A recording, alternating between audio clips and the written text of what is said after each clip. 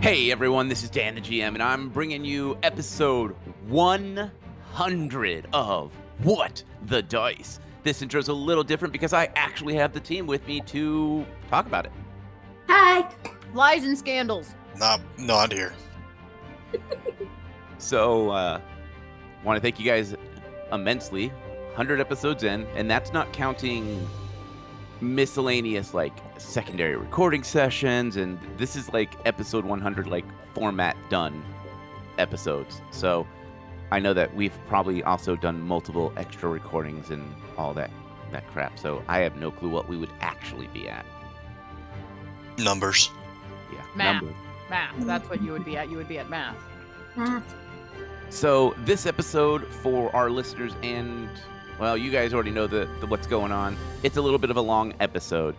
We did some specialty recording for some dream sequences separately. They don't know what each other had. And then we're going right into the episode, which means this episode is probably going to be a long one. So sit back, relax, and enjoy episode 100 of What the Dice.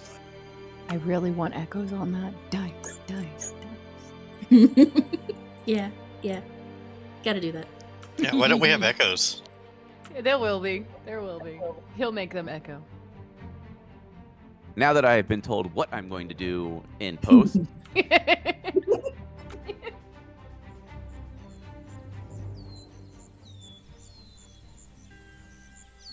as we walk down the trail cutting through the forest, we can feel our equipment lightly thumping on our back as we make our way to sell the wares from the small dungeon we had just ran.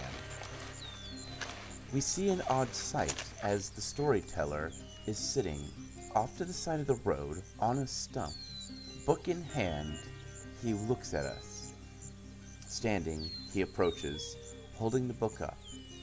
Well, me friends, it seems as if you've had quite the day. Slaying monsters, training to be such an amazing adventurer. But have you ever thought that sometimes the gods need someone to rest in order for them to teach them something? He holds the book up high, as if giving us a chance to peer inside. With a quick glimmer, the book slams shut. There's a puff of smoke that fills our lungs as the world fades away.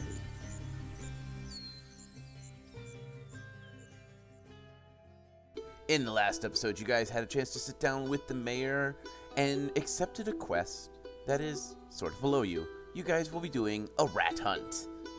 After speaking to the mayor at length, you had a chance to discuss things with his son, finding out that Nicodemus may have hid some information and sent a team before you. After all that is said and done, you had a chance to head up to your newly acquired room and plan out for the rat hunt.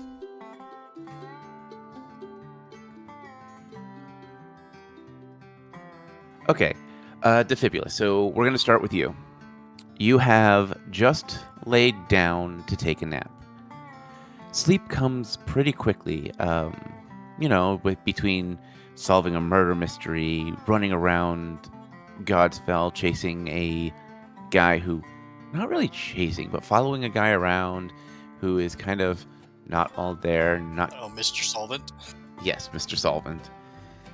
Where are you going to sleep? Are you sleeping on the couch? Or are you sleeping on one of the beds? If no one takes the beds, Defibulus will take a bed. If someone takes the bed, he'll sleep on the couch. All right, so let's just say you're nice and you let the two women have a bed because you're short and the couch looks more comfortable than the beds. The bench-like beds, yes. Yeah. As you close your eyes, you almost instantly fall asleep. The world around you changes. You see stonework walls around you as if you were up in a precipice in an old medieval castle. Well, For you, it would just be a normal castle because it is medieval times.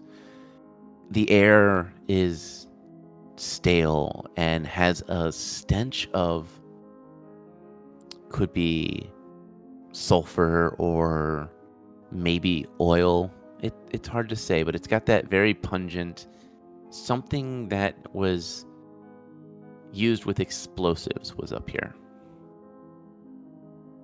What would you like to do? Defibulous will kind of look around, just kind of like, where am I at? Like, just to get a feel of what it, just see what's all around it besides just random castle bits. Looking around, you see a large window that the glass is darkly tinted so you can barely see out. On the ground, there's a giant circle cut into the stone that looks like maybe a world map, but not. It's painted black with all these strange little circles, and in the center, a large yellow circle, and there's little white dots everywhere. Would remind you of like a clear night sky. Defibulous gonna cock his head to the side and see if he can spot any constellations in the dots or anything. Roll me a intelligence check. Wouldn't be fun if we didn't roll dice, right? Yeah, I know. Just straight int or add modifier. Add the int modifier. 19 total. With a 19, you stare at it and the constellations don't quite look right. One of them is backwards. You walk around, maybe it's a positioning thing. No, it's legitimately backwards. The handle of the Big Dipper should be facing the other way, but it's not. So you're not entirely sure what you're looking at. The constellations are familiar, but they're backwards. As you stare at this constellation and the stars, things start to change. The stone begins to change and become more solid, more smooth. Then you hear the sounds of gears clicking and some kind of tapping. And you don't feel like you are alone anymore. Defibulous will very cautiously start scanning around him, trying to spot what could be in the room with him and spotting where the gears and tapping are coming from. As you slowly turn and look around, that window extends and grows longer and doesn't look like it's openable anymore. But now you can kind of see out. And you see out in the distance large buildings that stretch up into the sky that are covered in glass. You see strange lights that spell out words that you don't recognize. And as you continue to scan the room, you see a elven female. Her arm looks like it is silver and has small little lights that are blinking randomly. Her hair is tied back in a high tight bun, and you see something that looks like goggles on her eyes. You could, every now and then you'd see a flash of light, then it would fade, then more flashes of light.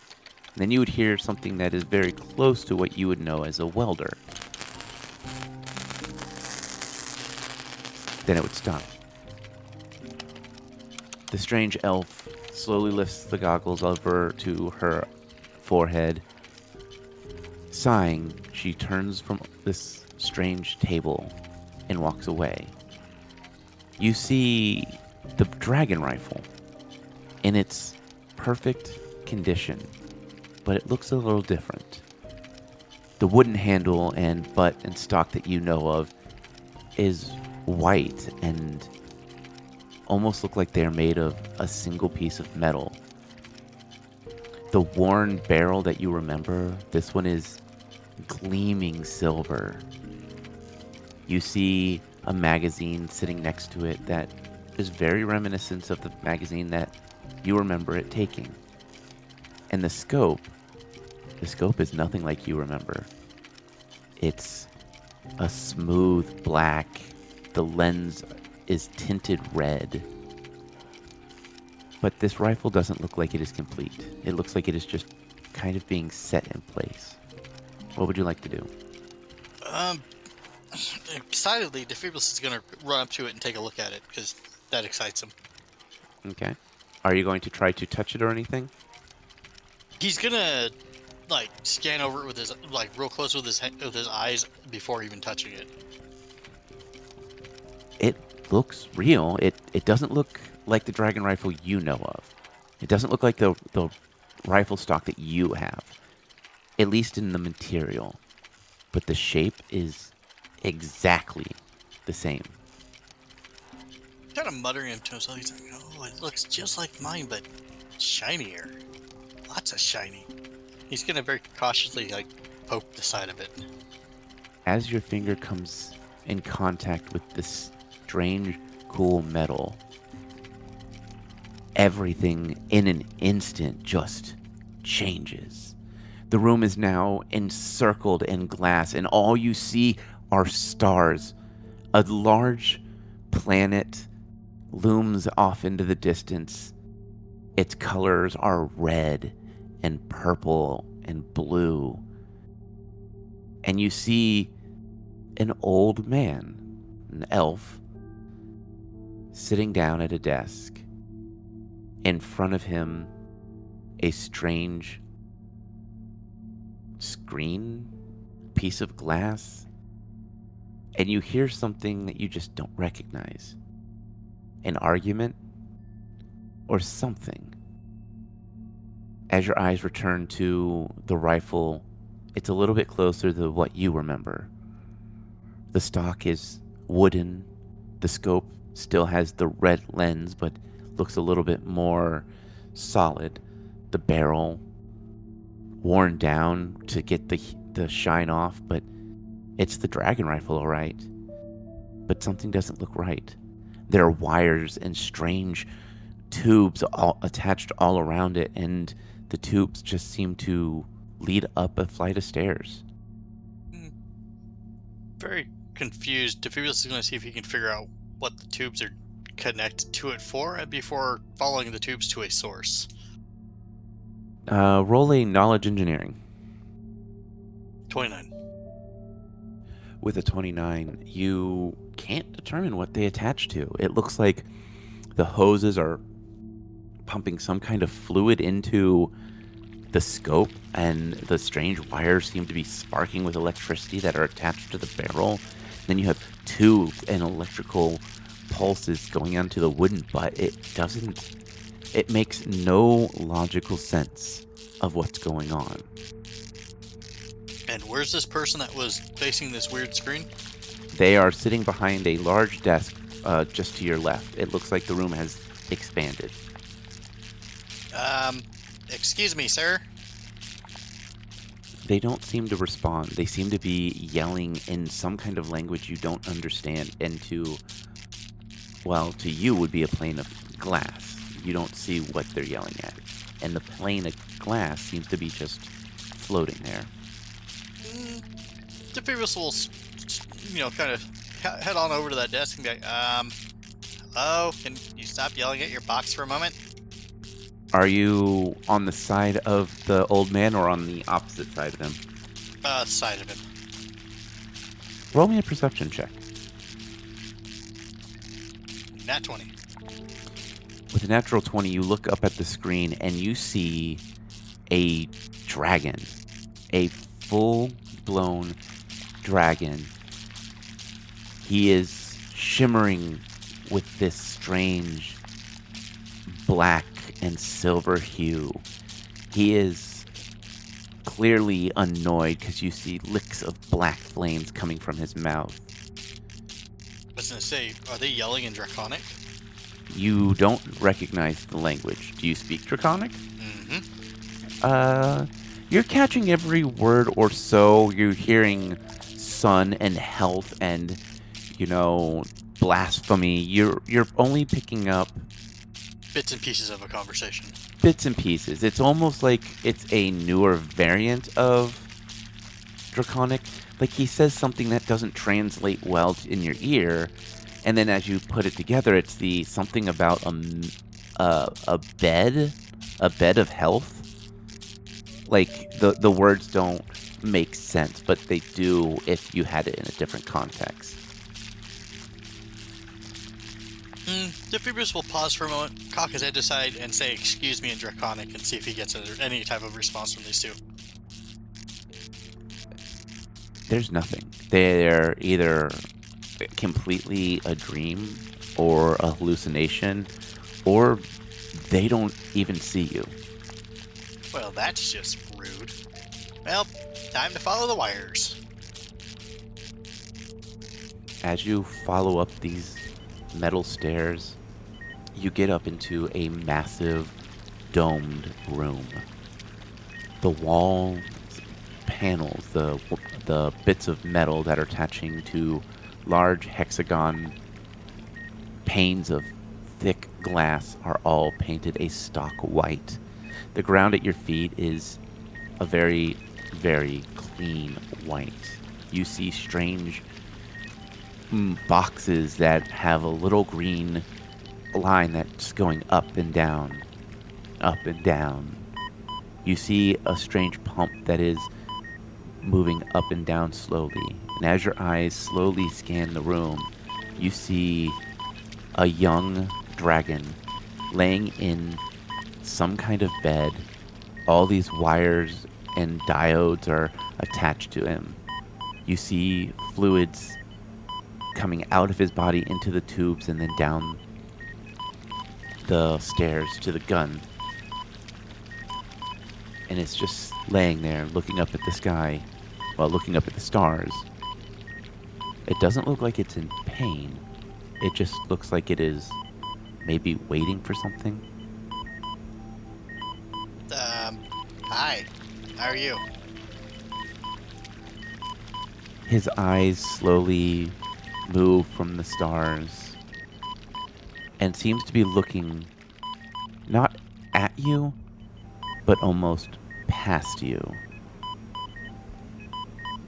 And in Draconic, he asks if he had been forgotten. I mean, I can't have forgotten you, because I don't know you yet? When you say the words "you don't know him yet," he seems to have a smile that just slowly crests on his draconic lips. He reaches out his claw and signals for you to step closer. Oh, he'll cautiously move closer. As you get closer, it almost looks like things are slowly changing. He is becoming smaller and frailer. His scales, now that you're close, you can see that they were once black. Black as obsidian, but now they are almost a faint gray. The shimmer on them has slowly disappeared.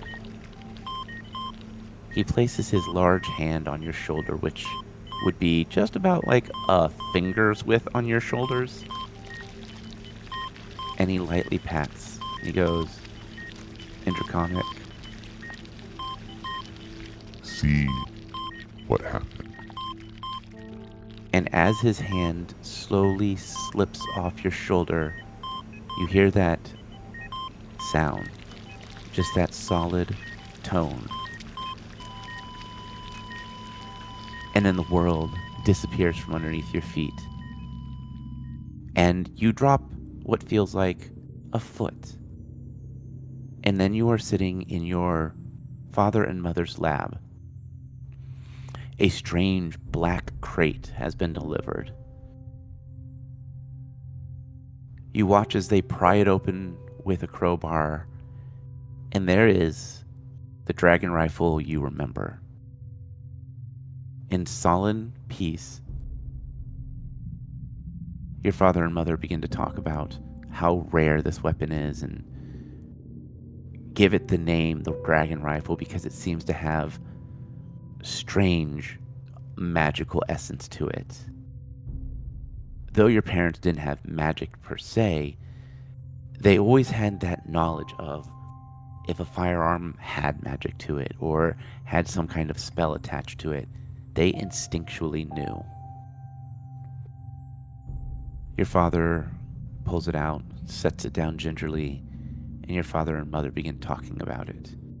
And you see a young Defibulus step into the door and just peer in as your parents discuss this weapon.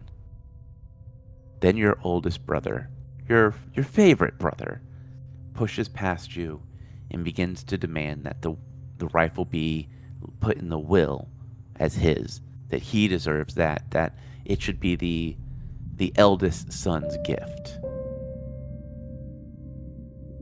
He just kind of like gives us like, yep. Even in my dreams, he's still a jerk.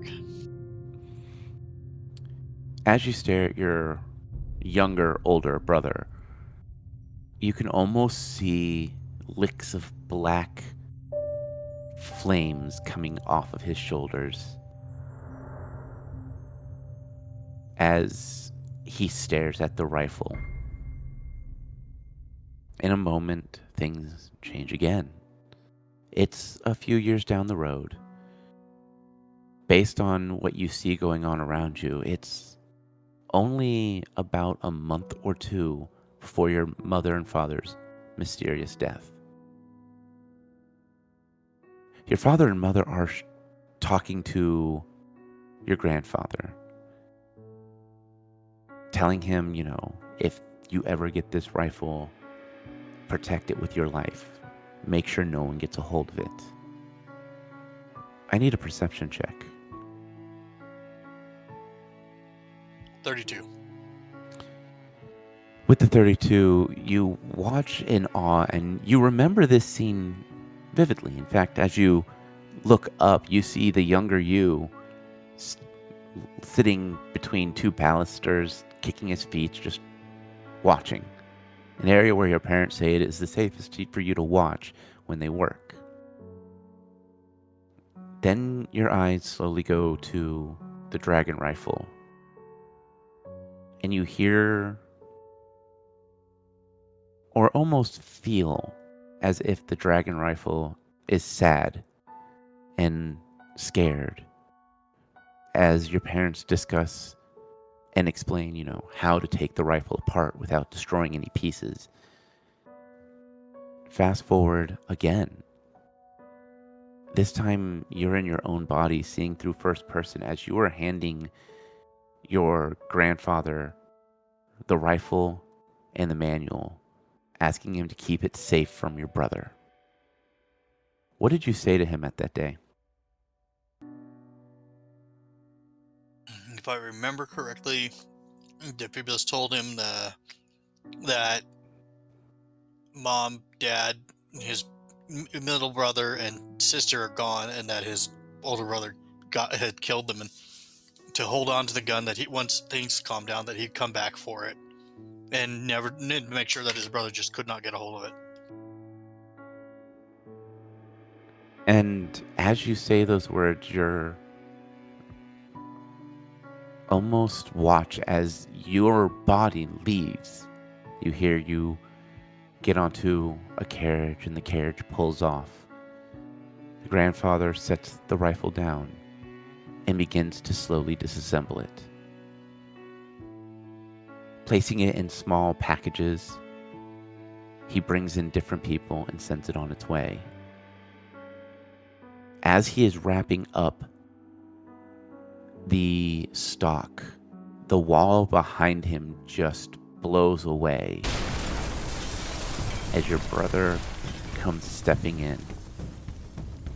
A large orc holding a cannon has a evil smirk as he pats the barrel of the large cannon.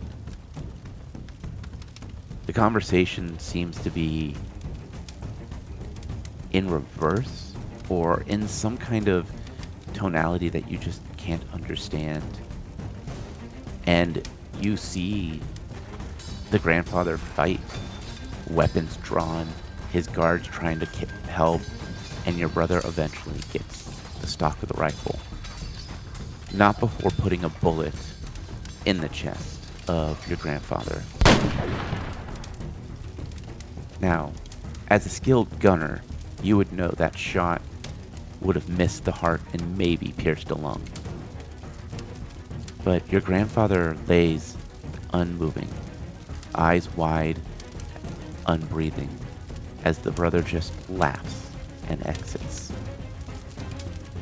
You see your grandfather stand up with a smirk and pull a bullet out of a piece of steel that was tucked underneath his coat. The world turns dark, and you are in a strange temple. The stone is black and dripping with strange ichor. You see white thorned ivy wrapping around different pillars. You see on the dais a large black rose with white and red thorns. You see your brother setting the stock down, and you see his wife going around to different fresh skeletons and ripping out bones. What is Defibulus thinking? Well, he now knows where the bone parts and fragments of the brother's gun when he fought him came from. Kind of disturbed, and this is how that got put together. And kind of sad to see the work that his family had worked on so long kind of perverted in this way. As the bones are being forcefully mounted onto the stalk, I need a perception check.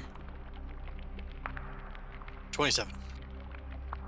As each bone is placed in and either riveted down, mounted, or however in place, you can almost see a cage being wrapped around a silhouette. Something massive. Something the size of a large airship, not akin to the Murdoch. Looking at it, you just see blackness with, every once in a while, a streak of green lightning or a beam of green light just fading through it. Its eyes locked on you, or its eyelessness looking down at you. And you can almost feel a nod as you hear whispered in your ear, Find me, make me whole, and remember me. As those words ring out, the last of the bones are put in place. This strange silhouetted figure is now completely encased in what looks like a cage made of bones. The brother picks up the rifle, points it in your direction, and pulls the trigger. And as you feel this bullet pierce through you, you are shooken awake. What do you do? Check to make sure there's not a hole where I was shot. You open up your vest, you pat yourself down, and there's nothing. Man, these dreams are getting a lot more surreal. I don't like being shot. He's gonna look to see what shook him awake. Looking around, you see that Kalila and Faye are fast asleep, and the room is slightly chilled, but you're also drenched in sweat. Defibulus will kind of just sigh, annoyed that he obviously just had one of those weird dreams he had. And this time he's gonna get up, take his go light a candle, sit down at a table, and jot everything he dreamed down, and then write those last words he heard of "find me, make me whole again, and remember," and jot that down in his book. Okay. We pick up with you, Faye, and you saw Defibulus go over to the couch, lay down, and almost as soon as his head hit the very uncomfortable-looking pillow, his snoring kind of echoes in this mostly empty room. Looking over at Kalila, she looks like she is getting nice and comfortable to fall asleep. What would you like to do in this moment where there is a strange amount of still? I think that now is a good time to record my thoughts for the day in my personal book of secrets. Okay. And then probably take another peek at the magical book of secrets that I nicked from the Institute. As you pull out the magical book of secrets, and you begin to slowly open it, as the book opens up completely, sitting in front of you is a mask. Staring up at you with no eyesight, no eye holes or anything. You have this feeling as if there's something that you need to see. I reach out to touch the mask. As you touch the mask is made of a very lightweight and warm but cool metal. You don't see any strappings or anything like that. As you turn it over and look at the backside is very reminiscent of wet obsidian. It's that dark black with this beautiful shine to it. It sounds beautiful. You feel in your mind a whisper of wear the mask. Remembering a dream I've had before, I put the mask on. As you put the mask on, you look out in the room and all the color has faded away. Even though this room had mostly grays and dark tones, as you look over at Defibulus's clothing, as you look at Kalila and her bow and the handful of things that you do know had color, it is black and white and grays, and all the color has disappeared. You see small streaks of light as the door crackles with a strange electrical charge and slowly opens. What would you like to do? Discreetly check my weapons and wait to see what comes through the door. As the door slowly creaks open, you are blinded by a white light that fills the room. As your eyes adjust, you see Godspell, but you're back on the deck and you can feel the wind and the icy cold just piercing to your bones. As you look around, the world is dull and colorless. People move as if marionettes on a string. What would you like to do? Reach up to see if I'm still feeling the mask and whether I can take it off. As you reach up and you can feel the mask, but as you reach back to where it would be, where it would be on the flesh, it almost feels as if your flesh has overgrown and bound to the mask itself. Well, that's mildly panic-inducing. What would you like to try doing? Take a deep breath and remind myself that this is probably another dream, and that he probably wants me to see something. So I'm gonna look around and see if there's anything in particular that stands out to me as anything that I need to see or know. As you look around, you see, people. You see the fire belchers again. It literally feels like you are exiting the Murdoch for the first time again. The ice is not on your feet, isn't as cold as the wind itself.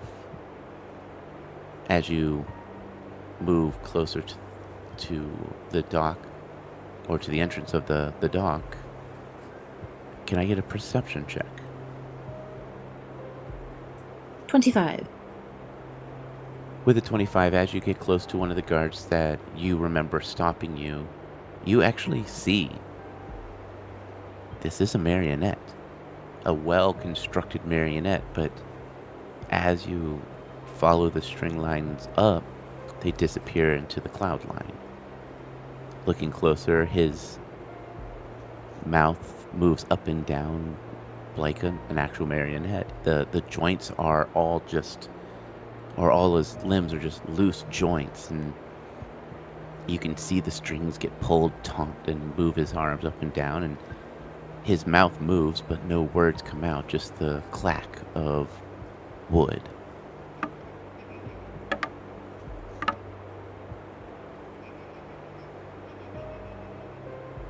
Can I touch a string? As you reach out and you touch the string, it has a strangeness to it. It feels as if it is made of spider silk. It's that very thin string. And it's warm to the touch, and you can feel magic coursing through it. But it doesn't feel anything more than just neutral energy. That calming, natural flow of energy.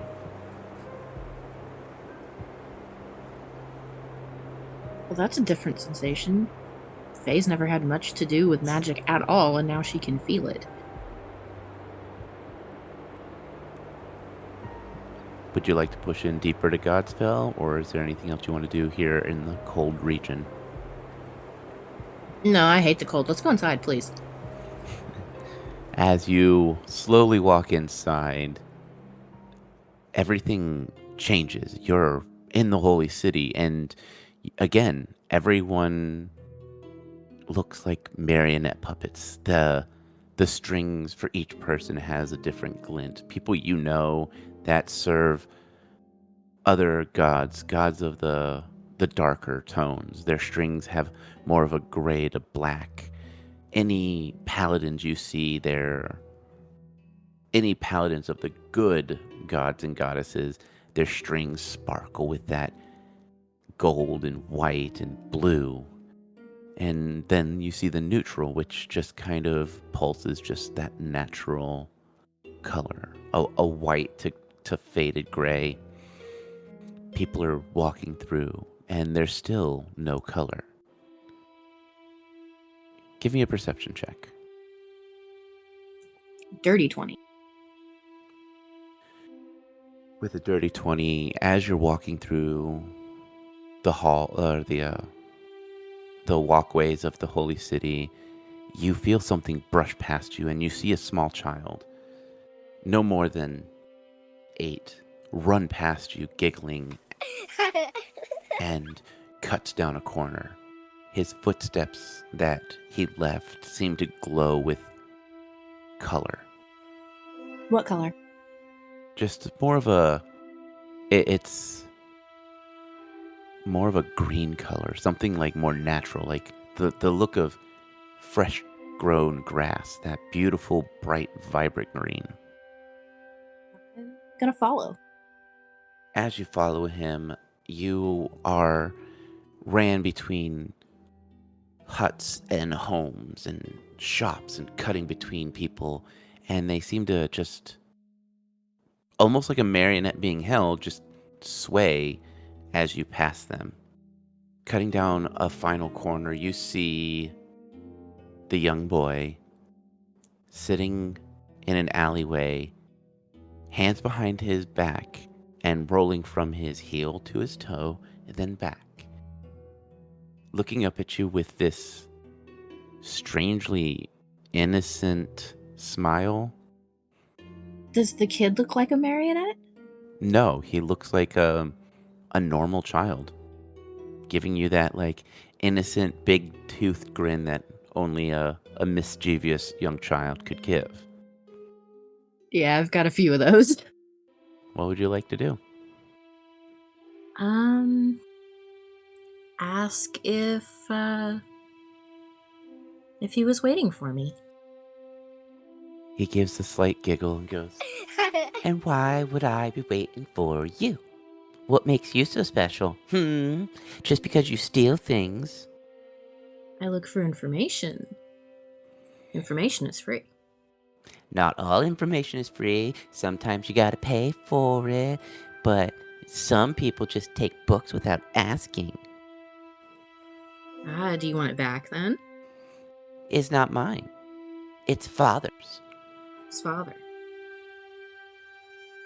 The little boy just smiles, and as he brings his hands forward, you see in both his hands, between his fingers, you see little silver balls.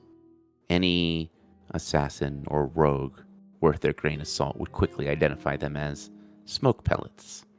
Slamming them onto the ground, the cloud is a bright red that fades into a green and then disperses into a blue. And the boy is gone, leaving a simple key in its place. I wave away the smoke and kneel to pick up the key. As you kneel down and pick up the key, I need a reflex check. Dirty 20. With a dirty 20, you just barely dodge out of the way as black tendrils come flying from behind you, stabbing into the wall and just obliterating the old stone. You dive down and you enter into a sewer grate that was left open, and the world just disappears, and you are in a free fall. Did I grab the key? Yes. I'm going to look over the key if there's any light to do so. There are some lights, but nothing great.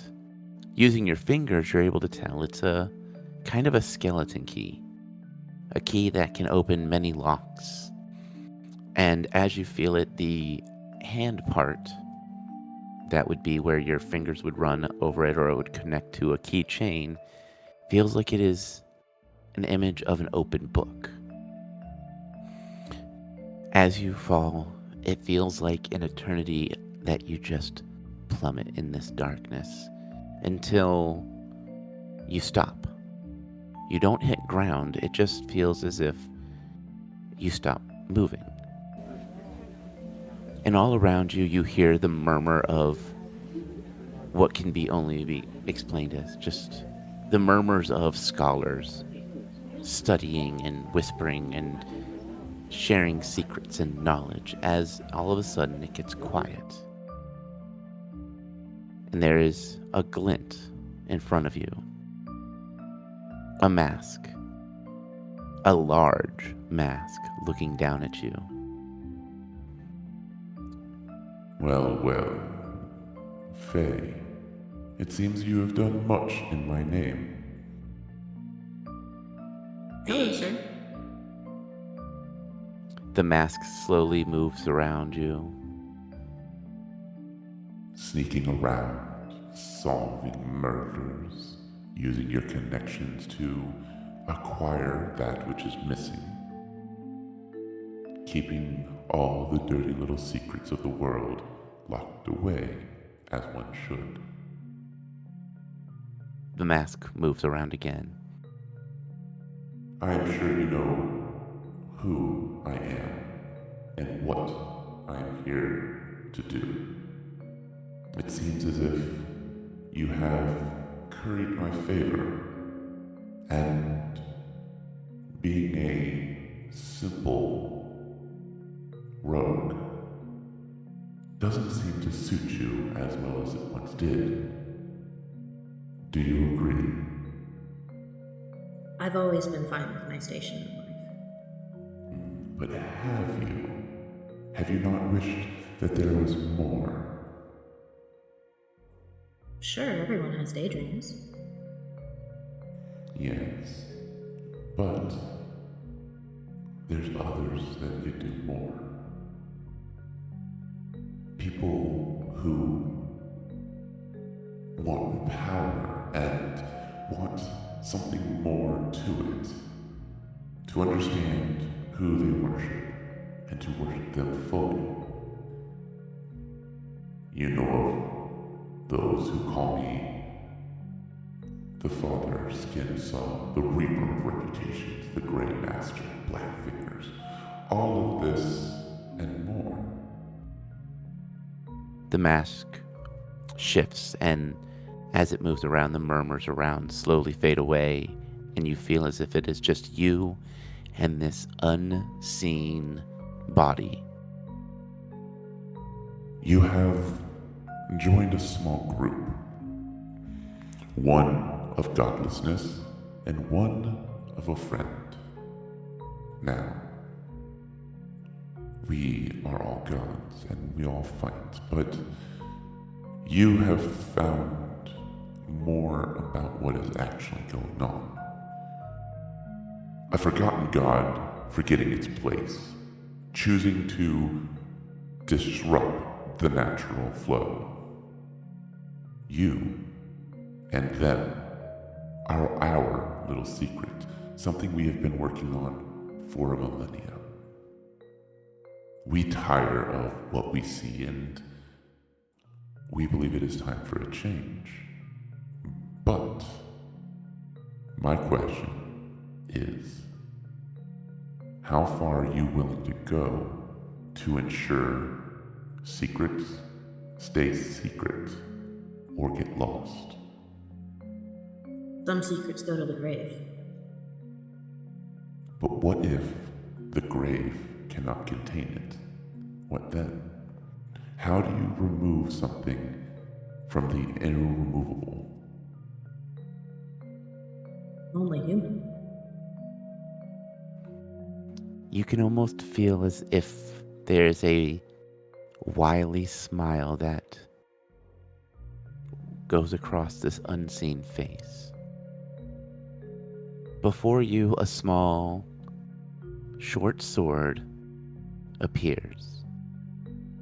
You see, it is made of a black metal that almost glistens.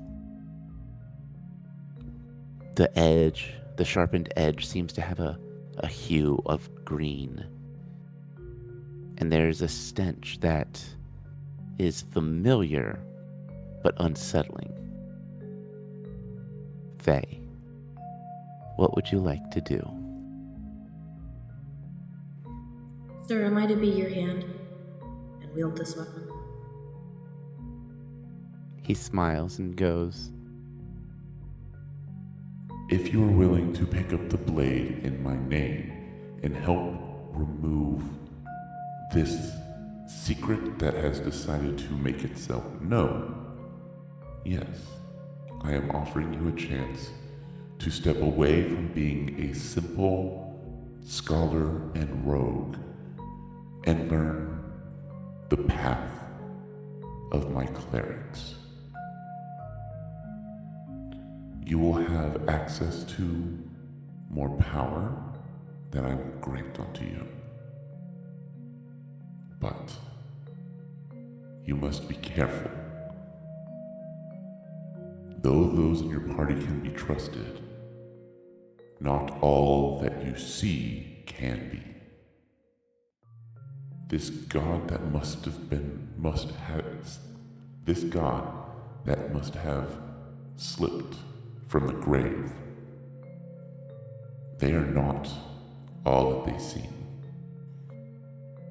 There's more to their power besides raising the dead, giving eternal life to the living. They are hatred. They are knowledge.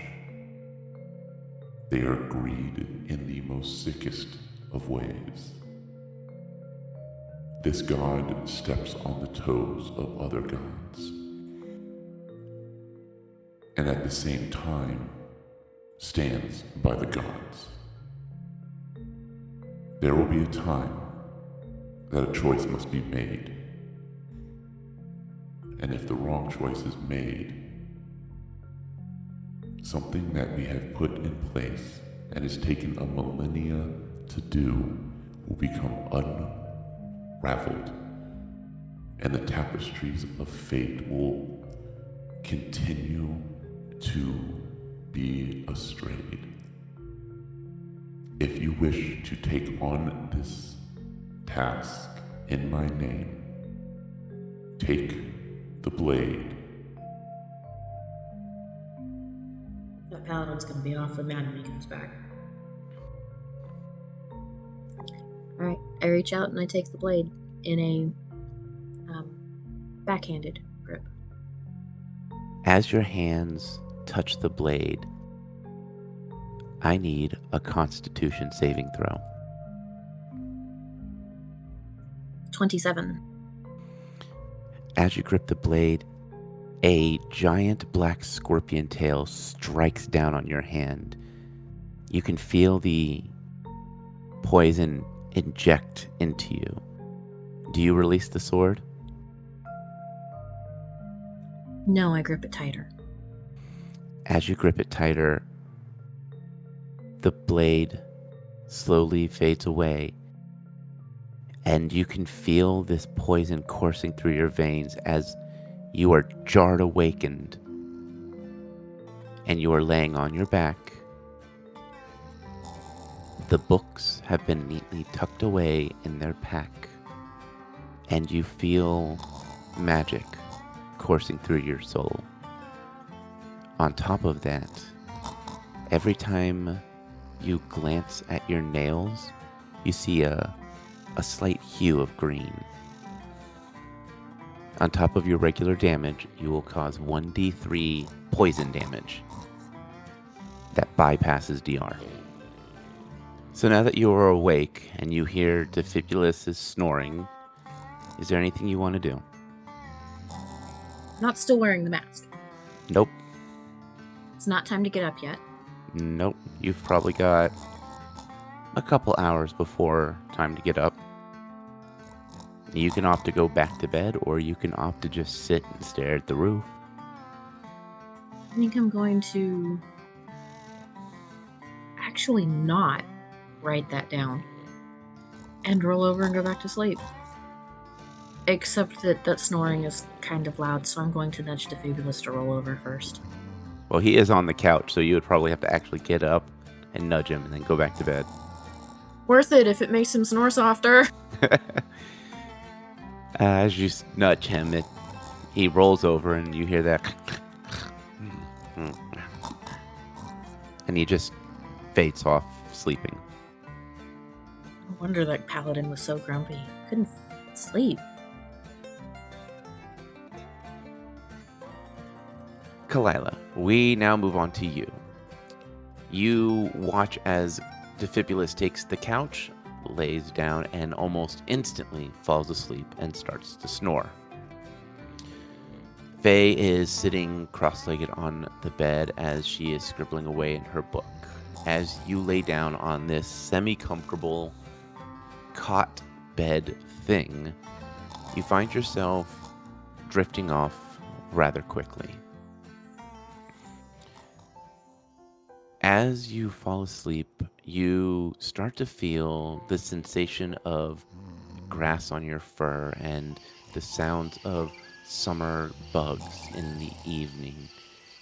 You hear a light rustle of wind as you lay there. What would you like to do? Is it similar sounds that she's had in prior dreams? Yes. Her eyes are just gonna shoot up and she's gonna immediately look to her right to see if she can see her goddess, or her left to see, and then all around. Okay. Perception check. 23. With a 23, you don't see your goddess directly. You do notice that the stars in the skies have faded out a little bit more. And then as you kind of start to look around, you see the goddess standing there. She is smiling and she is offering you a hand up as you are laying in the grass. She will definitely have a mild jump with the whole like, God, where'd she come from? Wait, she is a god. But happily take the hand and stand up. But before that, when she saw a few more stars had dimmed, she definitely would have had a frown on her face and her ears would have drooped a little as well. Your goddess gives you a smile and she goes, "Don't worry. Everything is as it should be. Come with me." She turns and a ivy vine archway slowly crawls out of the ground and binds together. Small stones start to form up under your feet, giving you a nice, smooth pathway. Will happily follow. As you walk through the archway, things slowly change. You hear the sounds of a slight river, the chatter of fishermen fishing. As you look around, you're in your village. You see the Kalila from, a year ago? Not even. Standing there, looking out at the gate as she is fixing her harness and starting to walk out, leaving her village for the first time. Your goddess stands there and watches and smiles. "I'm sure you remember this. Fondly. You know, for gods, time is very different. It's neither linear or cyclical. It is just there. Every now and then, the gods and the goddesses find a mortal that would remind us of ourselves if we were mortal." She starts to walk down the path with you in tow, of course. Me and Tail. But she is also following with a little bit of a bewilderment of what her goddess just said, by the way. A little bewildered, but quiet. Walking just slightly down the road, you see your first fight with rats saving Reginald the 14th. She looks at you and smiles. Some would just pass by. It's only a rat. It can't cause that much damage. But you stop and you help keep nature in balance. I can't imagine doing anything else. I can't imagine somebody who just walks by. It is a thing that happens. Not all that walk the path truthfully. Some walk in reverence when they can and slip when they do, and it is a mortal thing. To err is mortal. But sometimes little things, helping a stranger, helping a man who took you in and gave you shelter, getting him away from something that could potentially harm or kill him. Ishel. She nods. He is still blessed by me, and he will be the priest that he deserves. She'll just smile and say nothing for a little bit over that to hear that. The area around you slowly changes and you're in the cursed swamp. And you can see yourself, Clyde, and Defibulus tied by a rope going through the cursed swamp, dealing with the strangeness. Seeing that, though, she will go, I know he doesn't follow you. He follows Iomade. I hope he still is well. He is well, and he is protected. Kalila will perk up to hearing that.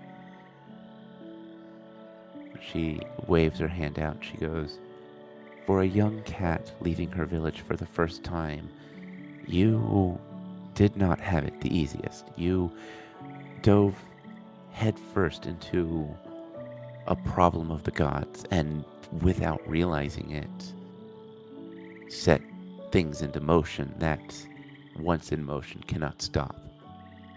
What did we set in motion? She looks at you with a very serious look.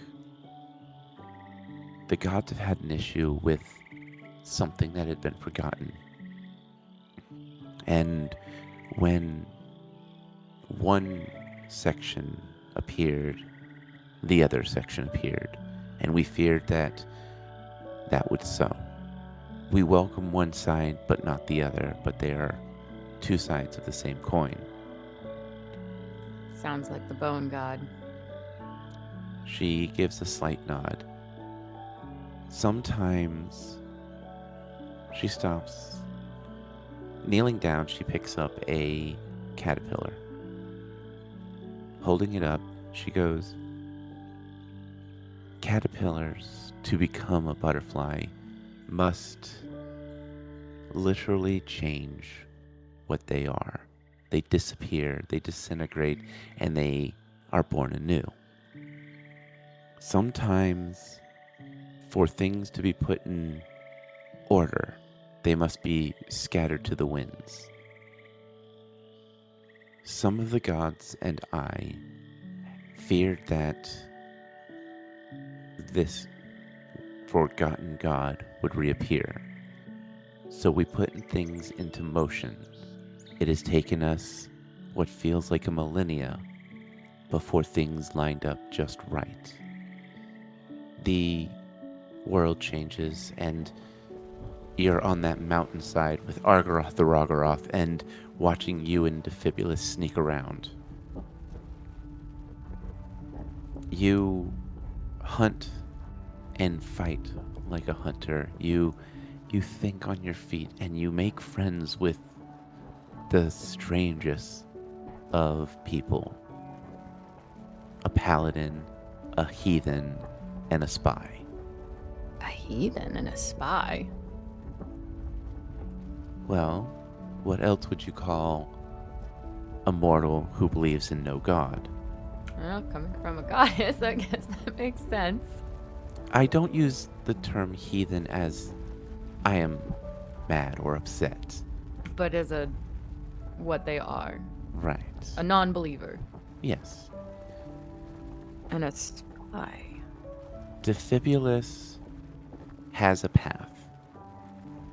I cannot see his path, nor can some of the other gods. But there is a spark about him that shines brighter than some of the paladins I have seen. He is honest. He is mindful of those around him, and he wants to do good. That's why I like him. He's a good guy. And the spy, I'm assuming you mean Faye. yes. And I don't mean spy as in she is spying on you, As in her skill class. as in her skills and what she is born and who she works with. It's like me being a hunter.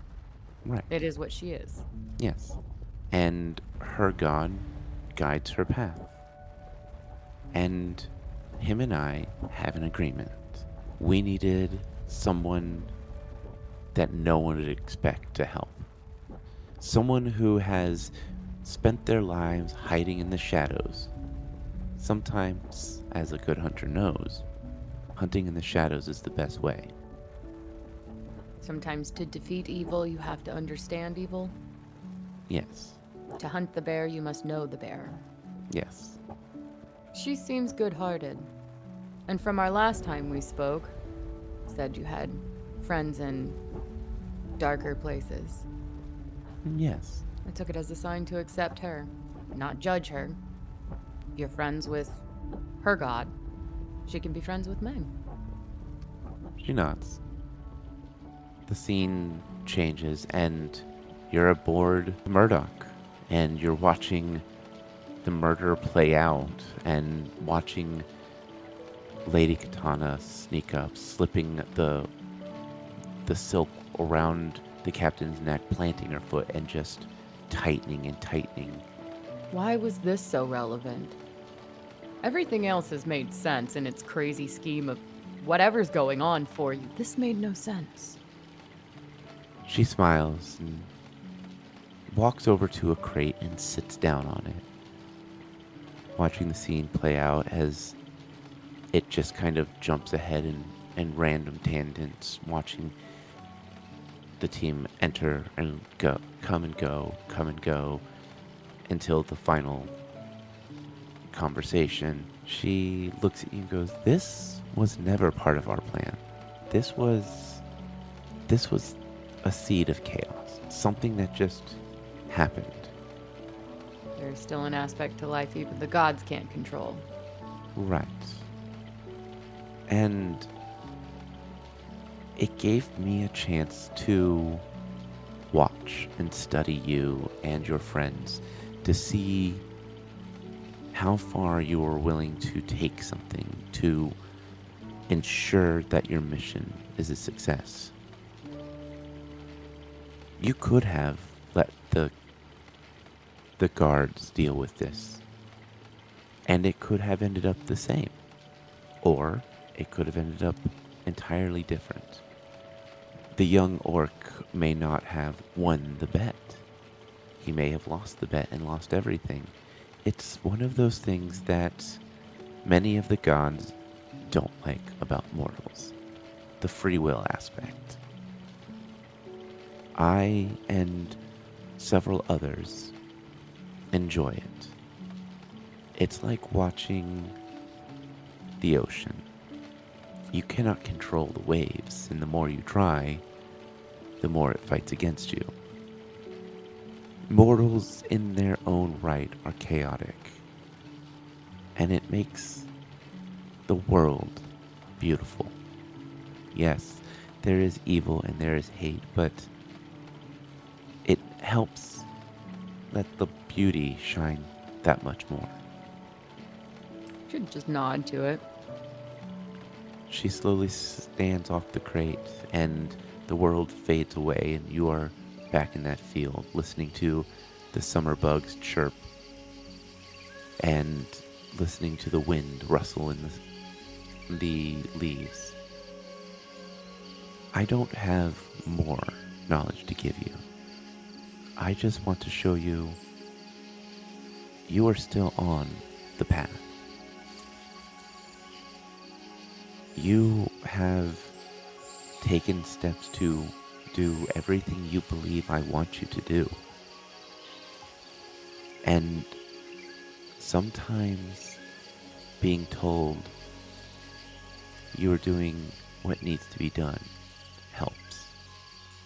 It's been a crazy ride. I'm not going to lie.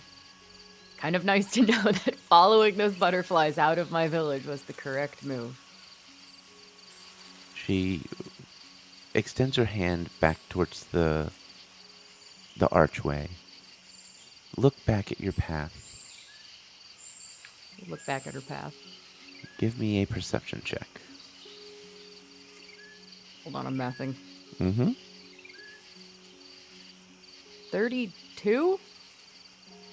With a 32, you stare back at that path that you walked, and you can almost see, even though the scenes changed, you were still on that same stone pathway.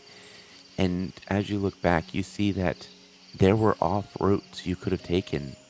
You could have taken a left instead of a right. You could have followed different paths the whole way down, and you don't necessarily see how things would be different, but you definitely see this whole time you had choices.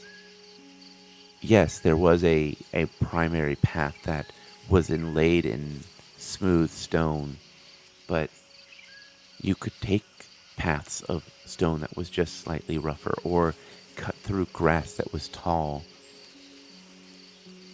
She'll just quietly take it in because it's a lot to perceive. Your goddess turns and smiles as she watches you study the pathway. It's almost like she's studying it like different rabbit trails. Mm-hmm. Do you have any questions for me, Kalila? I know there's things you probably can't tell, because you can't predict the future given our free will and all, I guess. I just have one thing to ask. Yes. Clyde and Faye both have their gods to protect them. Look out for Defibulus. She looks at you and almost chuckles as she kneels down to look at you and... Oh, is she taller than me? Yeah. I always imagined that she was like my height or maybe a foot, but to kneel? Like, holy crap, how big is she? She does take different forms depending on what she's doing. Okay, so she all of a sudden got big. Got it. Well, she had walked you down this path, so you were... She is more kneeling to look you in the eye, so she is probably a good head or two taller than you. Okay. She kneels down to look you in the eyes, and she just places her hand on your shoulder. Defibulus doesn't need a god like me to protect him. Though he chooses not to worship a god, that does not mean that there aren't gods out there that want him to succeed. There are dwarven gods that revel in the fact that he uses that strange firearm. There are gnomish gods that absolutely want him to continue his mischievous ways.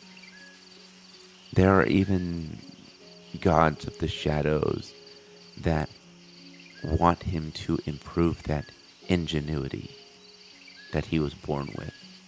But something along your path and his path is going to create something, is going to release something that is going to change how the gods perceive themselves. Lila almost can't help herself with the, like, her ears. I'm debating on whether she would just go, the dragon rifle? Or if she wouldn't. I'm on the fence. Do you want me to give you a moment so you can decide?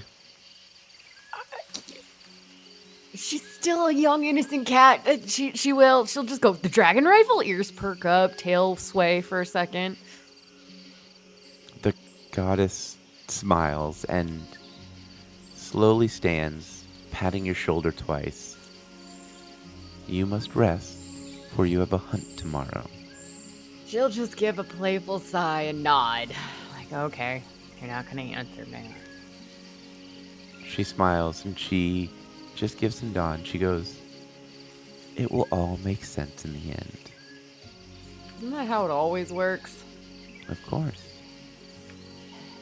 But before you go, she walks you to a small clear pond and she lightly taps it. Good look in it. The ripples slowly echo out from her fingertip and you get to see your village. It is thriving. You see your hunter master is still there hunting. Your parents are doing well.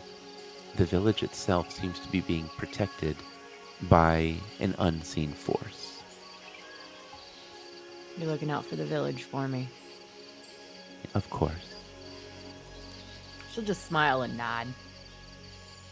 Sometimes we ask mortals to do our path, but we never offer them safety for those they care about.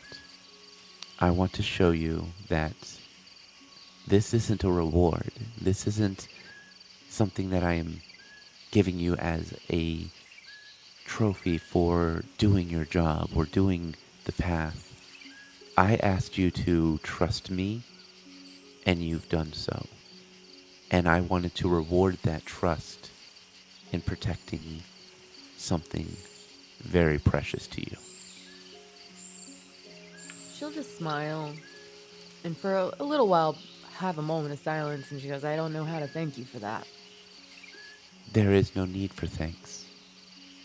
You are doing something that only you can do. It took a millennia to get this far, and in the next year, 2 years, however long this takes, it is your path. She'll. No, wait. No pressure. It's fine. That's not what she's saying. That's what I'm saying.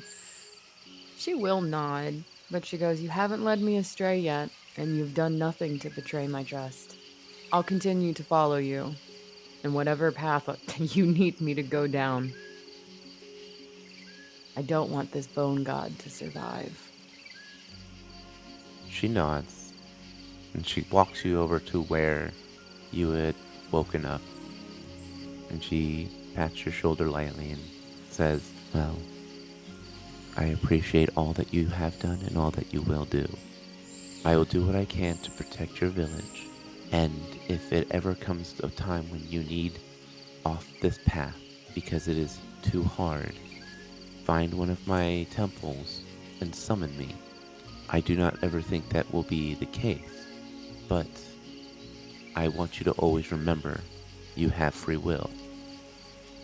I can't imagine that happening either, but thank you for letting me know. She nods. Now I got a bone god to go hunt. Well, you also have a small rat to go hunt. It's part of the process. Just another stone in the path, right? Absolutely.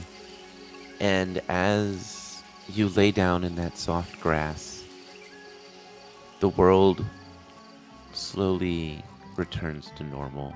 You feel the thin blanket on you, and you hear Defibulus stir for a moment as a slight bed creak next to you, as you hear Faye crawl back into bed, clearly annoyed by Defibulus's snoring, has found a way to quiet him so that you both can fall back asleep. She'll just whisper, "Thank you." Mostly at Faye.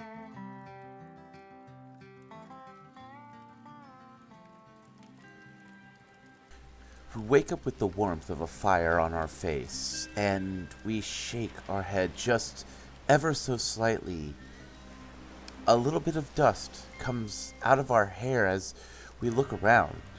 We're in the storyteller's campsite, and it is dark. The moon is high, and the storyteller looks over at us with a smile. "Well, well, me friend, welcome back from your dream. I hope you have learned many things. But let us continue our tale, shall we? Last we spoke, the adventurers had laid their head down for a short nap, for in a few hours they must arise and deal with this strange rat problem. Sit back, relax, and hear me tale."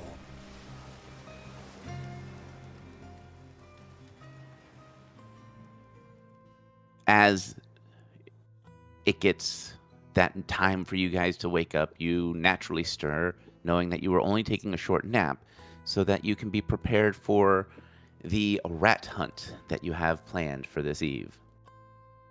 Which Kalila's probably the first one up since she's the hunter, and she does have a trail scent kit thing or whatever. She's preparing the things to do the things, little baits to like toss to the rats if she needs, yada yada. Do you have a profession hunting or anything, like tracking or anything like that? I have. Technically, the only profession that I have on my character sheet is Tanner. But I mean, hunter, survival, knowledge, local knowledge, nature. Do a knowledge nature with advantage, because you have hunted rats many a time. You said knowledge, nature? Knowledge nature with advantage. Yes, which is roll 2, keep the highest. Yep. Mathing. 23. With the 23, you are fairly confident that you have all the bait set up. You have the right smells. You're not using like cat urine to attract rats. You're using more like... I apparently have plenty on hand, if ever needed. Sorry, use cat urine as an example, and I'm a cat. Couldn't resist. But you use the proper scents and baits to make sure that you attract the animals that you are wanting to attract. Don't want to attract a giant, like, mole thing. Yep. What is everyone else doing? Defibulous is going to open up his art book and try to sketch out the stuff he was dreaming of the night before. Roll me your int. 18. Okay. It's rough, but it looks good enough. Like, it was a dream, so sometimes dreams don't fully translate over, but you get the very gist of the idea. You may not have, like, small details down, but you have a fairly good grasp of it. Yeah, I progressed past stick figures. Yeah, you've always been past stick figures. I've seen your sketchbook. I'm not. You're right. I have stick figures with blocks around them for armor. Woo! We call those collider boxes. Faye, what are you doing?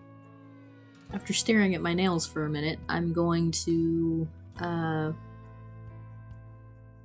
take care of making sure my weapons are ready to go and offer to help Kalila with anything she needs. Okay.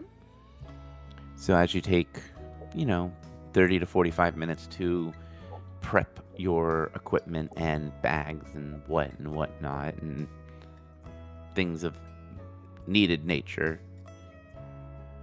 you can hear the sounds of the world around you quieting down as most of the dwarves who work during the day have settled down, and you don't hear the commotion you did when you laid down originally. There is a sense of calm as the world, besides the night shift and adventurers, to go about their day. Which, if Kalila can definitely hear the commotion die down, she'll wait till it sounds just quiet enough and go, "Now's good. Let's go." Now, stupid question. Answer? Did any of you guys have like weird dreams or stuff like that? Yeah, I did too. You again as well? Yeah, this one made about as much sense as the last one. What happened in yours? Well, I got to see through my eyes, but not through my eyes, which was kind of really weird. What else was there? I saw a dragon. Speaking of former dragon, I couldn't understand. I saw a dragon in a bed hooked up with, like, weird things to him. And he told me to remember him. Weird? Are there any dragon gods? You're the god people around here, not me. Okay, well, I have mine. She has hers. Oh, and I also need to apparently rebuild the gun and remember. So, yeah. Well, we already knew you needed to hunt down and rebuild the gun. That's been part of our goals ever since we met you, isn't it? That and I get shot. Yeah, we're still working on that one. Yeah, but we really need to improve. But is this one of those weird god dreams? Because I still don't understand the god thing, really. Well, I had a god dream. Well, my goddess was talking to me about things. Like, gods just randomly go, I'm going to go talk to this little fantastic gnome with bare feet type thing. Normally, you worship a god and they talk back to you occasionally in your dreams. But according to my god, there might be people looking out for you, so maybe they're trying to send you a message. Do you think they're after my bare feet? No, not at all. Because, I'll fight people for my bare feet. No one will take your bare feet. I would hope not. What about you, Faye? What about me? Any weird dreams on your part? Enlightening. Something about lightning? Kalila's just gonna smirk with no explanation behind her smirk and then pick up her gear and head towards the door. Defibulous will lean into Kalila. I thought you were hinting that Faye would take my bare shoes. No, she won't take your bare shoes. She'll defend your rights to have them. She did admit they're quite fashionable after all. I'm smirking. She'll just keep that shit-eating grin on her face and tap her nose and then walk off. Right. All right, off we go on a rat hunt then. Mm-hmm. As you guys enter the hallways, the lights are giving off a blue hue, just enough to where you can see where you're going, and providing minimal low light. Well, Kalila's fine. She can see in the dark, and she has Hugin. I think everyone has low light, because it would be low light enough to where even a human could see. Okay, no, So I have dim. normal vision, but if you stop and let your eyes adjust after a few minutes, you're good. Yeah, exactly. But this is Okay. also giving that blue hue, so it's almost like theater lighting backstage. Ooh. Okay, no shock up. Mhm. We were all theater nerds. You also don't even really notice where the lights are coming from. So it's just this strange overall blue hue of light that fills the hallways. All right. Well, Kalila's gonna get her cat ears going and Hugin's tremor sense going and find some rats. All right. Now, what size rat are we looking for again? Are these like the small, like kind of adorable size ones, or the ones that are probably capable of biting me in the face while standing in front of me without jumping? Okay, well, dire rats are not that large. You're looking for, I don't know, chin to knee height rat. That's how big a dire rat is, right? Dire rats, I believe, are classified as a small creature. Well, yeah, but so am I. All right, so it's not a chihuahua. Maybe like we're looking for a rat the size of a Maine Coon. That is still a giant rat. It's a giant rat, but it's not like going to be able to bite your face. It would still have to jump up to bite your face. Oh, I thought these were like going to be bigger ones. Well, there might be a little bit bigger of one, but I've never seen one larger than a wolf. I wonder if I got a rat that big if I could ride him around. I think I'm big enough. Please don't ride the rat. Why not? Besides, I may not be able to arm Hugin's armor, but might be able to make like a mobile fortress on a rat. So give me a perception check for you and for Hugin. Okay, so that being said, I rolled a 26, but I'd never printed out Hugin's character sheet, so I have to pull it up digitally, so I'm going to ignore his roll for right now, because I have no idea what his perception is. Okay. With a 26, you are able to catch the sounds of chittering in the hallway down south. It's faint, and it sounds like there's very few of them, but there's definitely that sound of... The chitters. Is it coming from the smaller hallways or the main drag, based off of where we're standing? It kind of is echoing, so... All right, I'm going to make my way to the main hall and then do a perception. I'm going to move to one side and listen to see if it was stronger in the other direction kind of idea. Okay. Give me another perception check. Nat 20. With a nat 20, you can definitely pinpoint that sound, and you can tell that there's probably a small group of them, and they are in one of the small hallways just slightly south of you. All right, I'm going to make my way to that noise. As you approach the sound, it sounds like they are chewing through wood, trying to either make a new hole or try to get something out. All right, I want to see what they're doing. As you approach and you turn the corner, you see a cluster of 3 rats. They have pried up some rotten boards and are chewing on what looks to be some kind of strange wire. Which Kalila's going to find very odd. Why are they going after this wire? But she's going to see the temperament of them and slowly take a step or two towards them to see if they acknowledge and hiss at her. You know, the warning of leave me alone, or if they are so intrigued as to what they're chewing on, they don't even care. So are you sneaking or are you just approaching? Approaching gently. As you approach, they all turn in unison, their eyes glinting red, and they all hiss. I will take a step back and respect their hiss to see if they stop. Their tails are up and twitching, and they have kind of lined up. Like they are prepared to fight you. These are aggressive rats. Who is by you? Anyone joined her? Yeah, Defibulous did. Well, I moved Faye to flank. Smart. I Hugin would have need- been next to her, so she at least has Hugin by her.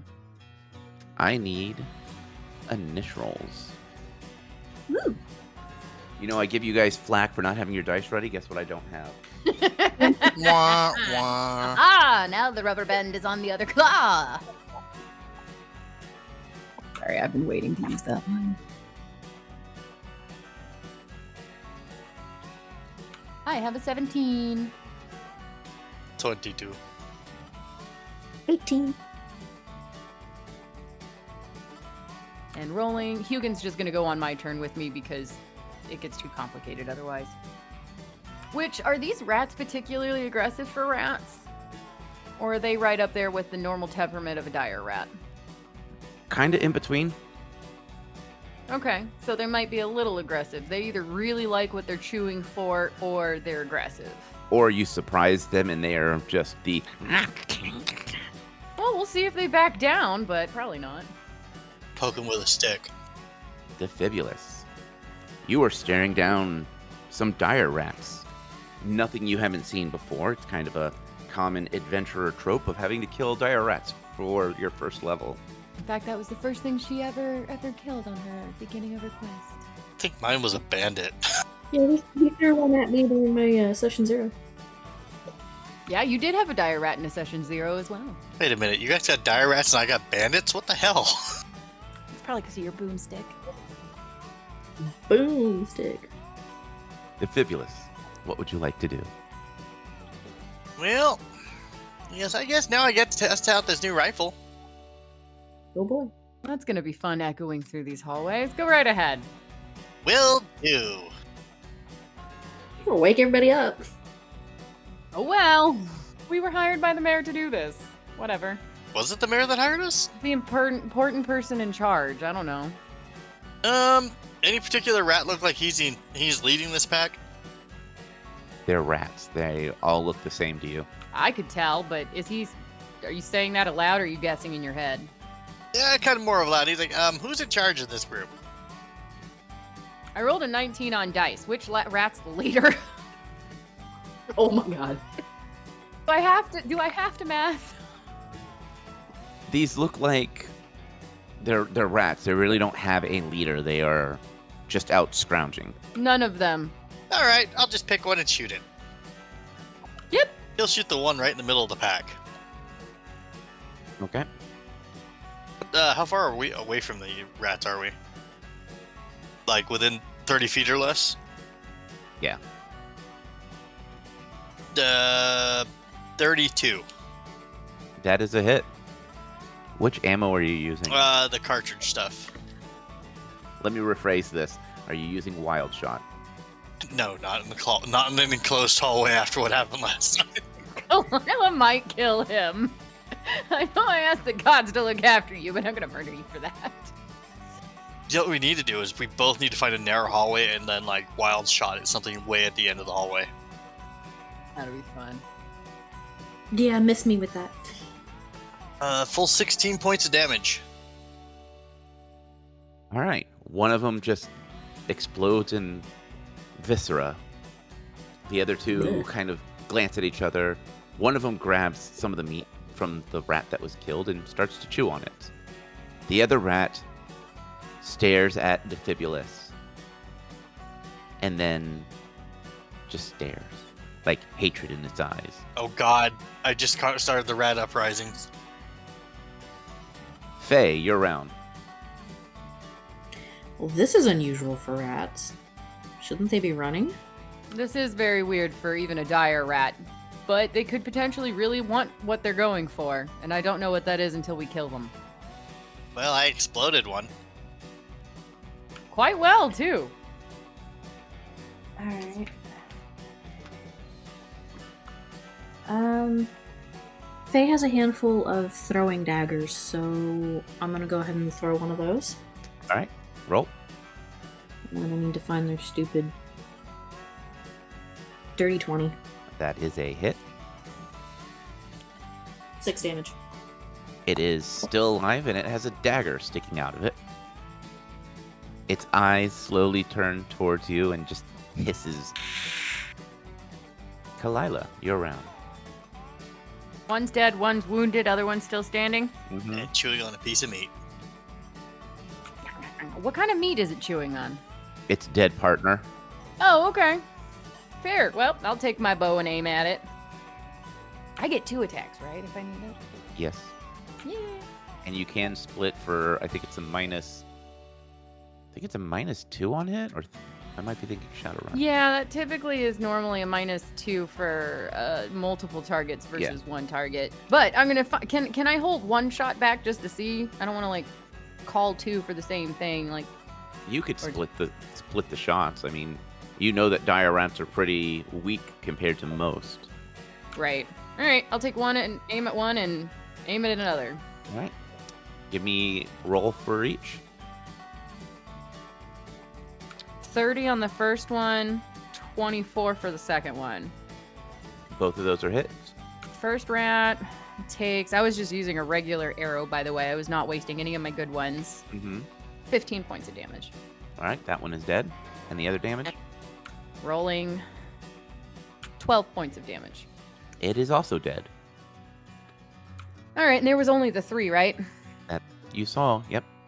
Kalila's gonna investigate one of the one with least damage, so I guess the one that she shot with a single arrow. Mm-hmm. For any signs of why they might have been so aggressive, if it's on their rat body, or if it's just what they were digging for. All right, I need knowledge nature and a perception check. Let's start with that perception check. While she's rolling, I'm going to retrieve my dagger and kind of poke at them to see if I can see anything either. All right, perception check. I'm gonna pick up my brass casing and then go take a look at that wire. Okay. And knowledge engineering. 33 for my perception, by the way. Okay. And then knowledge nature. 25 on my perception. Mhm. 25. Okay. My dice ran away and hit the floor, but I rolled a nat 20. All right. We'll give it to you this once. Thank you. It wasn't even, it was a solid 20. Faye, as you poke and prod this rat, you notice that its fur is a little denser than most rats. Looks like it is caked on with clay and dirt. But you don't really notice anything past that. Does it bleed normally? Yeah, it bled.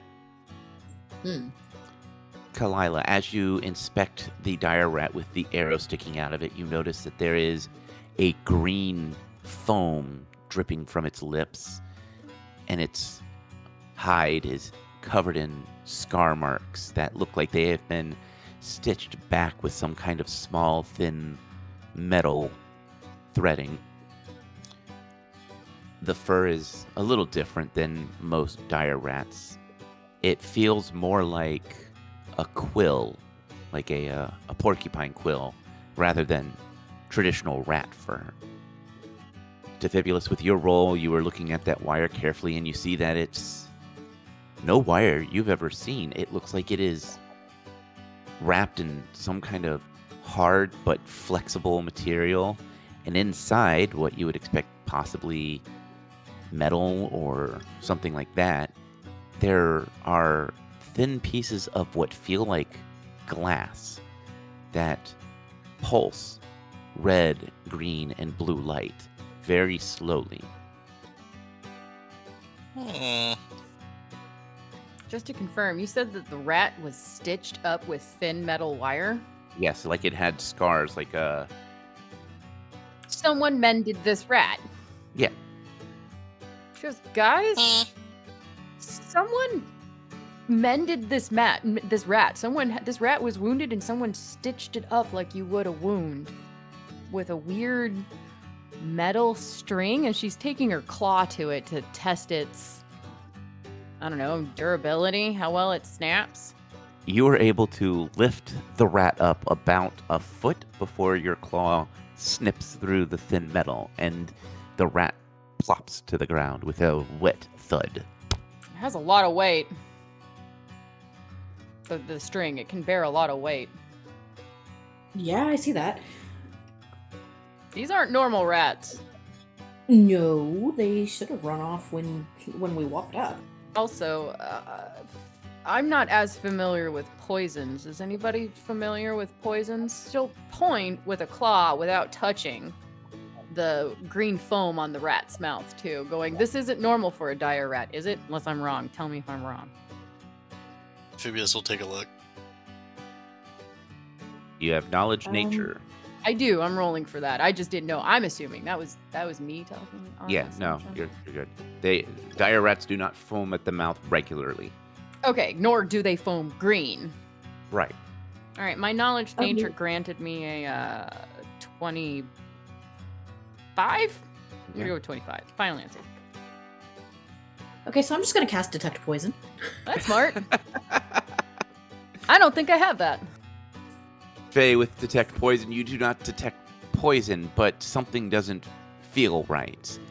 Faye, or Kalila, you would akin the foam to possibly a variant of rabies, something that would boost the aggression levels in some type of creatures.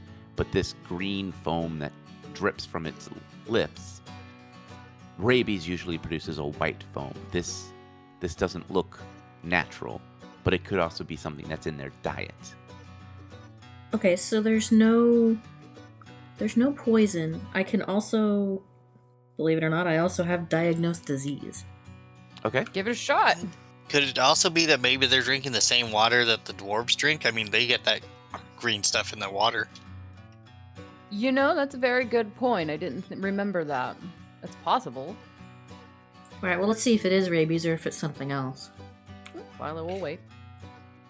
So...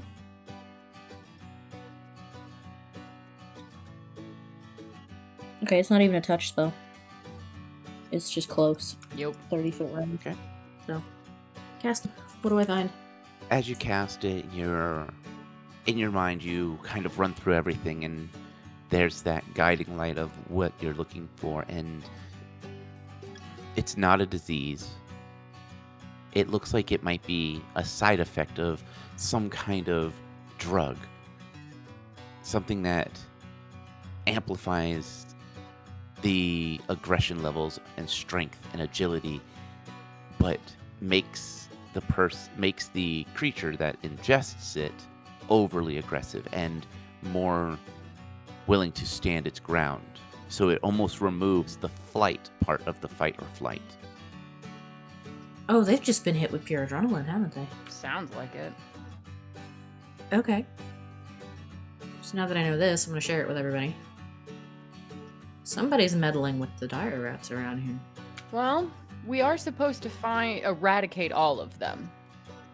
Right, but why? Why would somebody do this? And who would do this? Whatever the reason, that means that there's a hive. There's a main nest, and these guys are out foraging.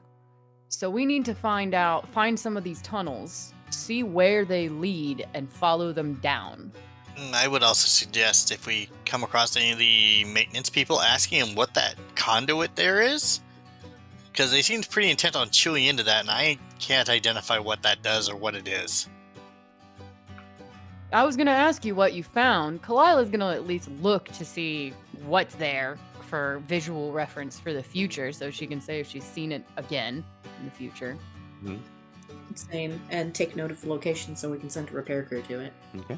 She's going to peek her head around and see the main drag and see if there's any guard. No, it looks like they're either in the changing of the guards or they do rounds. Can Hugin detect anybody within 30 feet that's moving around like a guard would? No. Can Hugin detect any other rats scurrying about with his tremor sense? 30 feet? Yes. Any He- vibration? He That's- taps the ground like there is movement underneath you all, but doesn't indicate how far. Okay, no, that's fair. Kalila's gonna listen for her cat with her cat ears again, for any other rat-like noises. on this level around her within reason, I guess.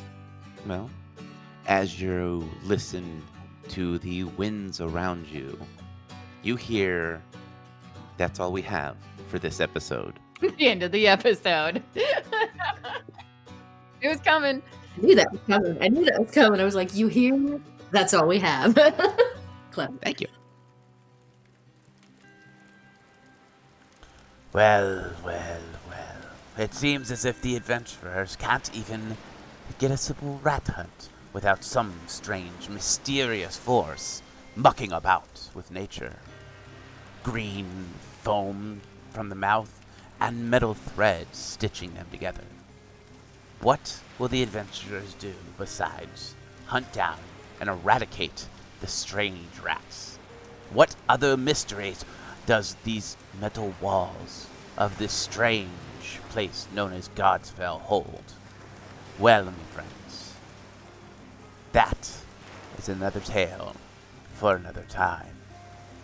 As always, may the dice gods bless your every roll.